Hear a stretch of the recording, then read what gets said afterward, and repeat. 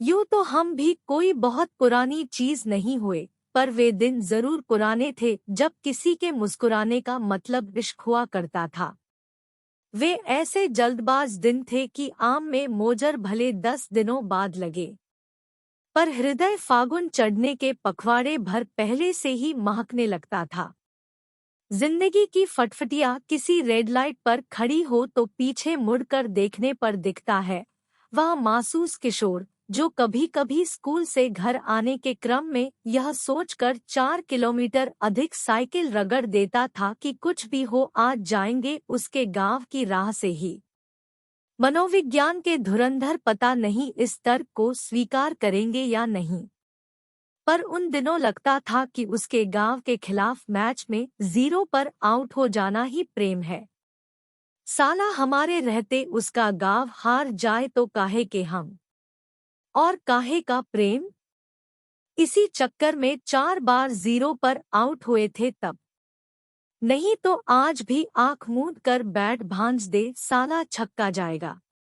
प्रेम की सबसे सुंदर कहानियां कभी लिखी नहीं गई। लिखी गई होती तो वह लड़का महानायक होता जो 9वीं के रिजल्ट की रात को यह सोचकर तकिए में मुंह छिपा कर रोया था कि काश हम फर्स्ट नहीं आए होते तो वह क्लास टॉप कर जाती। सच पूछिए तो पक्का प्रेम गांवों में ही होता था, और वह भी तब जब हाथों में मोबाइल नहीं हुआ करते थे।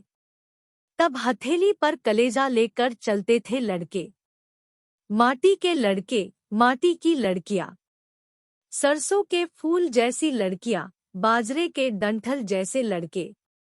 गांव के हर खेत को अपने बाप का खेत समझकर उसमें से साग खोंट लेने वाली प्यारी लड़कियां, और दूसरे के खेत में भी चरती बकरी को देखते ही साइकिल रोककर 2-4 गाड़ी हॉन्क देने वाले लंठ लड़के।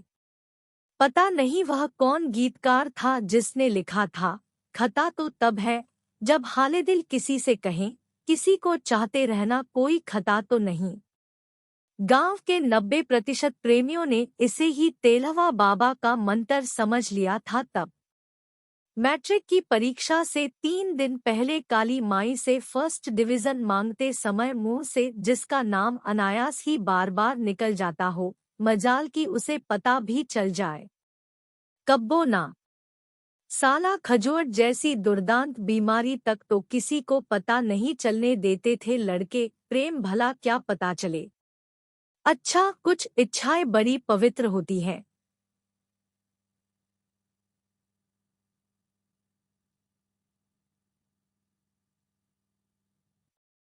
जैसे उसके मुंह से यह सुन लेने की इच्छा कि तुम बड़ा सुंदर लिखते हो। तब क्लास में सबने कहा था, सिवाय उसके। ठीक भी है, बच्चन ने लिखा था। पा जाता तो हाय न इतनी प्यारी लगती मधुशाला। कुछ इच्छाओं का अपूर्ण रह जाना ही ठीक होता है। हाँ, तो बात तब की थी जब प्रेम आग के लोर की तरह पवित्र हुआ करता था। हाँ, तब की बात जब प्रेम में प्रदूषण नहीं था। छोड़िए भी, अब कौन सुनता है।